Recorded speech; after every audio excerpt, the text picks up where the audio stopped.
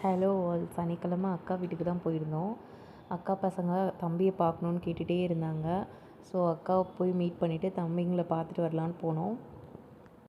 மேரேஜுக்கு முன்னாடி அடிக்கடி அக்கா வீட்டுக்கு வந்து ஏதாவது திங்ஸ் கொடுத்துட்டு போக, அக்காவை பார்த்துக்கிற, பசங்களோட பர்த்டேக்கு இந்த மாதிரி வந்துகிட்டே இருப்பேன். மேரேஜுக்கு அப்புறம் வர முடிகிறதே இல்லை. இந்த மாதிரி உங்களை எத்தனை பேர் அக்கா வீடை மிஸ் பண்ணுறீங்க, அக்கா பசங்களோட பாசத்தை மிஸ் பண்ணுறீங்கன்னு கமெண்ட் பண்ணுங்கள். லஞ்சுக்கு 2 பேரும் சேர்ந்து தான் சமைச்சோம். நிறைய காசிப் பேசிக்கிட்டு அது இதுன்னு நிறைய பேசிகிட்டே சமைச்சிட்டு இருந்தோம். அக்கா வீட்டு சைடில் ஒரு தோட்டம் மாதிரி அமைச்சிருக்கா. அது ரொம்பவே நல்லாயிருக்கு. இதுதான் அக்கா வீட்டில் வளர்க்குற பெட்டு சிம்பா. என் ஹஸ்பண்ட்க்கு நாய்னா ரொம்ப பிடிக்கும். இவங்களுக்கும் நாய் கேட்டுட்டு இருந்தாங்க. ஆனால் அவங்க தெரு நாயே கிடச்சதுனால அதை அடாப்ட் பண்ணி வளர்த்துட்ருக்காங்க. ஆக்சுவலாக அக்கா ரொம்ப அமைதி, நான் தான் ரொம்ப வாயாடி.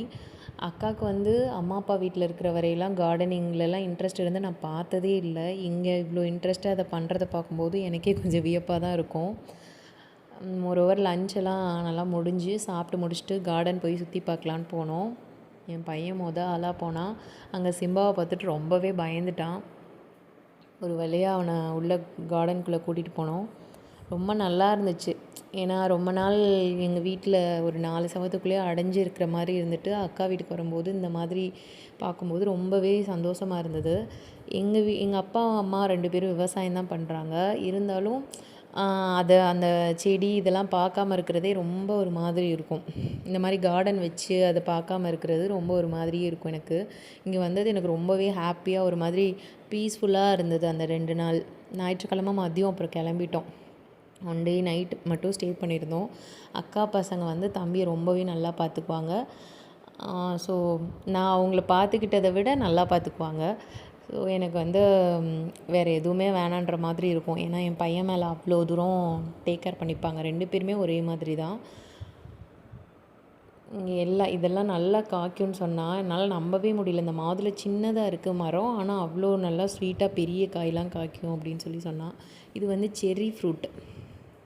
ஆனால் பார்க்க அவ்வளோ அழகாக இருக்குது. நல்லாவே இல்லை சாப்பிட்டா. எனக்கு டேஸ்ட்டு பிடிக்கவே இல்லை. எங்கள் அக்காவுக்கும் பிடிக்கலனா. ஆனால் எனக்கு இதை சாப்பிடும்போது என்ன ஞாபகம் வந்ததுன்னா, முந்திரி பழம் சாப்பிட்ற அந்த டேஸ்ட் இருந்தது. முந்திரி பழம் பிடிக்காதவங்களுக்கு இது பிடிக்காதுன்னு நினைக்கிறேன். நிறைய கீழே கொட்டி கிடந்தது செர்ரி. நேரில் பார்க்கும்போது கொஞ்சம் நல்லாவே இருந்தது. இவ்வளோ அழகாக இருக்கிறதுக்குள்ளே அவ்வளோ ஒன்றும் இல்லையேடா அப்படின்னு தோணுச்சு. கால் பண்ணுறப்பெல்லாம் பப்பாளி சாப்பிட்டேன் ரொம்ப டேஸ்ட்டாக இருந்ததுன்னு சொல்லிட்டே இருப்பா. நாங்கள் போனப்போ வேறு நல்லா 2 இது நல்லா பழுத்து இருந்தது. ஒன்று அங்கேயே கட் பண்ணி சாப்பிட்டோம், ஒன்று வீட்டுக்கு கொடுத்து விட்டா. அம்மா வீட்டுக்கு பொங்கலுக்கு போக முடியல. எப்போவுமே